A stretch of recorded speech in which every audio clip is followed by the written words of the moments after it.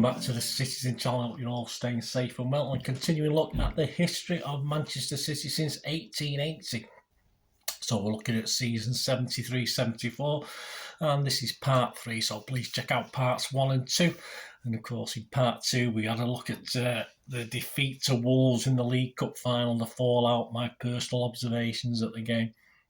And we heard about the apparent discontent, yes, between the players, at least the older ones, the more experienced, if you like, and the manager, Ron Saunders. So we'll have a look at the rest of this season now. Please, if you are new to the channel, push that subscribe button, push the bell notification. It would be great to have you on board.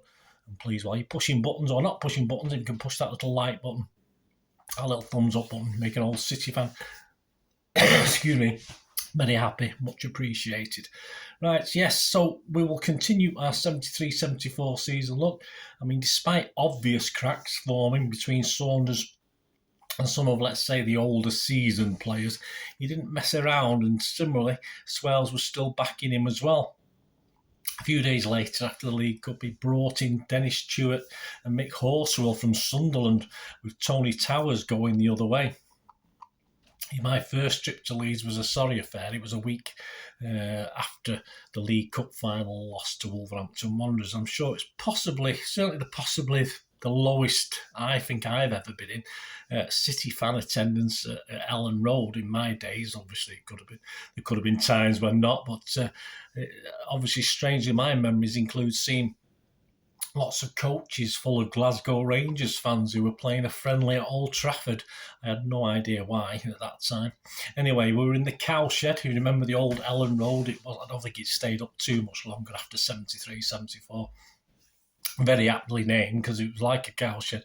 We weren't exactly crammed in with the City fans numbering perhaps in the hundreds rather than in the thousands for this relatively short trip. It wasn't the greatest game with the players, and perhaps us the fans still suffering a hangover from that Wembley loss. We lost this one 1-0, and as a fan it was all going off quite quietly. Some reason me and my mate Chris at the time decided to leave the match early. Not something we did on a regular basis. We might do it again later in this season, the last game of the season, but we'll talk about that. But yeah, we just happened to walk into a big mob of Leeds fans behind at the back of the cowshed. It was probably about 3/4 time, so fans could actually come in and out at 3/4 time into the grounds at that stage. And of course, the bulk of the City fans was still in situ in the stand, and obviously this was totally, you couldn't. You sort of like people stood there, but with the backs to you, it was like a little passageway at the back. So me and Chris were on our own. And yes, these lads moved towards us in attack formation, and unbeknown to me, my mate had a Stanley knife. And he pulled it out. I say here and now, I went to hundreds of games with Chris. And though certainly a fairly hard lad, he never shirked anything.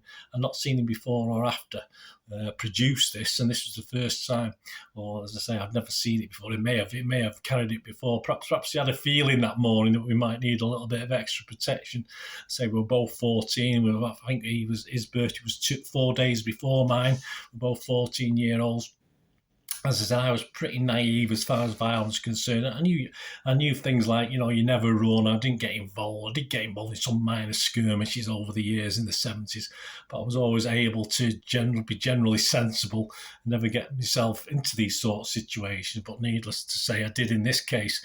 And the Leeds lads, seeing the Stanley knife, backed off, and from memory some were shouting for the police or whatever they called them at the time, or making a big point of mentioning knives and shouting knives. But we managed to sort of get through them, and then unfollowed by them, all the Leeds constabulary made our way safely back to the coach park. I didn't really flinch at the time about my mate having a knife. It didn't bother me particularly. I know that's an awful thing to say, but there were times we were living in, and at that time it was a means of defence and not attack, because I never saw him use it in anger at all in my time of going to games with him or being out with him at night, etc. Away from football, but as a means of defence, it did its job, and as I said, it didn't faze me at all at the time, because that's the times we were living in. The game at Leeds was also the final time that Tony Towers would feature for City. Horswell and Stewart made their debuts in a home 0-0 draw with Tommy Docherty's United 4 days after that interesting trip to Leeds. The draw with United left us in 10th spot in the league, and that was the highest since the previous September. But again, it would all begin to slide as City began to drop down the league again. From that defeat in the League Cup final and loss at Leeds, City managed just one victory before the final 2 games of the season, a home win against Newcastle on the 27th of March. And around this time, yes, City legend Mike Summerby had won the Player of the Year awards twice on the trot before this season. Our then captain was set to join Leeds United, but Peter Gardner did comment that Don Revie pulled out, and no one really knew the particular reason at this point in time as to why he pulled out of this purchase, so Buzzer would stay at City for another year or so. A player who played his final City game on April the 2nd at Main Road was Tony Whelan in a 1-1 draw with Everton in front of just 22,918 fans.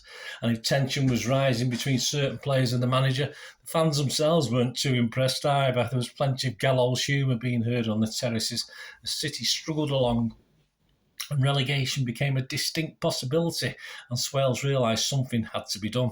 To Saunders' total shock, Saunders had assured Swales and the board that City would not be relegated, which, if things happen, if he hadn't been sacked, that's what's going to happen. They probably wouldn't have been, but despite this, Swales sacked him with just 4 games left to play, and perhaps only needing a draw and a victory from those 4 games to be safe. They just took the plunge and sacked him anyway.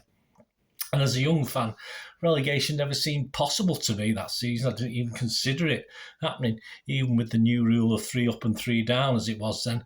I certainly don't remember being too worried, although I was happy that United could be in the position of going down. A popular chant at the time, I remember, was MU Division 2. And United fans certainly missed a trick in the late 90s, a long time after. They should have shouted MC Division 3, shouldn't they? That's then again, they're not the quickest, wittiest fans in the world, are they? And they never had much of a sense of humour anyway, but hey, there you go. Tony Buck took over for those 4 games. His first 2 games of 4, he was in charge. Liverpool home and away. A draw at home on Good Friday more or less guaranteed City's safety in the league then, in front of over 43,000, but that was followed by a 4-0 loss at Anfield in front of a crowd of over 50,000 just 4 days later. But the penultimate game, a 2-1 home win over West Ham, and knowing City was safe, we had just one little trip left to do, a trip to Old Trafford to end the season. United had to win this. They still had, I think, 2 or 3 games to play at the time to stand a chance of staying up. And this was to be my first, and yes, a bloody scary trip. Not the last of those, actually, to Old Trafford for football anyway. I'd been to the cricket ground, certainly a handful of times by then. I got tickets for the scoreboard end. There's about 10 of us, all Blues, aged between 14 and 16. We all met up in a pub. Yes, we could get in and get a drink in those days. And I was never old looking as a young lad. We all got on the bus from Withington, I think it was a 22, up to Stretford, and walked up from there to the ground. None of us wore scarves. I think that was one of, some away grounds you did, some away grounds you didn't. It was as simple as that. And it was a good decision. I remember things being sort of okay. We got in the ground all right, no obvious problems. And as soon as we entered through the turnstiles, it all turned bad. It all turned to shit, to be honest with you. Another Blue I knew was literally just met us at the turnstiles and warned us it was all kicking off inside. The game, or what we saw of it, remains a bit of a blur to me. I just remember standing in the left-hand corner towards the scoreboard paddock. There was not much singing. We had no clue as to who was City fans. Obviously, there was United fans in there with United scarves on. But if you watch back on the television now and you look at the Dennis Law game, there's no obvious evidence of any City fans in that end, and yet we had tickets for that end. So where the City fans went, we didn't really realise till just near half-time, because they were all seen to be in the scoreboard paddock, the big bulk of City fans, and there was a lot in there, because just as half-time approached, they even managed a chant of City, City, and I'm sure at the time, I think it was Gerald Sinstat was the commentator on the game, on the highlight package, mentioned it on the TV highlights. Now the City fans are singing, because there hadn't been much of that during the game up till then. Anyway, as I said, the game was a bit of a blur. Not much happened. And as the game reached its last 10 minutes, there were elements of the United rebel taking a little interest in our group. Yeah, we stood there quite quiet. We decided with 10 minutes left, yet again, made that decision to leave. And this time it was possibly a wise decision, unlike at Leeds. We left the ground unopposed, unfollowed, which was even better. And just as we got outside the ground, walking round the ground, we heard an almighty cheer. We thought United had scored. It was that loud. And there's lots of confusion until someone actually commented that City had scored. Dennis Law had scored the goal. We were all outside. So there must have been plenty of Blues in there to make the noise of the cheer we heard. There was a quick sort of discussion between us all about going back in, but that was quickly put to one side, and we literally just joyously happy, and we just assumed that City were going to win this game, even though there's still time left, of course. Walked down Chester Road towards Stretford. A pretty happy bunch. We'd assumed City would hold on to this lead, and we got out of that dump with all our arms and legs and heads intact, so we were quite happy. It's only when we got back on the 22 bus to take us back to Withington did we find out through someone with a transistor radio that the pitch invasion had happened and the game had been abandoned. But it didn't taint our delight as we got on the bus and back to the relative safety of Withington singing MU Division 2. No doubt that the result will be allowed to stand, as it certainly was. Of course, the headlines were that Law had sent United down. Look, we know that was total rubbish. They were down anyway. So despite a disappointing season for us, it all ended pretty happily with the demise, sadly though, only temporary, of that lot. Lee was our top scorer that season, just with 10 goals, Francis Lee. Our average crowd had dropped a couple of thousand on the previous season. We averaged 30,756 and we finished 14th in Division 1, 40 points from 42 games, just 4 points above the relegation zone by the end. So again, on the pitch, not great. And so you'll have to join me next time for the look at the 74-75 season, which will be Tony Buck's first season in charge. And yeah, two heroes lead the club despite playing in the pre-season Texaco Cup. And a club appearance record is broken by another hero who stayed.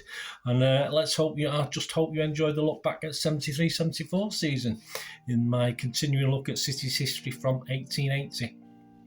And please give us your memories. I've tried to share some of my personal memories with you. You can give me any of your memories. It would be great to hear from you. Hope you enjoyed that anyway. Until the next time, I only ask one thing, don't I? Please look after yourself, Blues. Stay safe, Blues. Come on, City. Bye for now.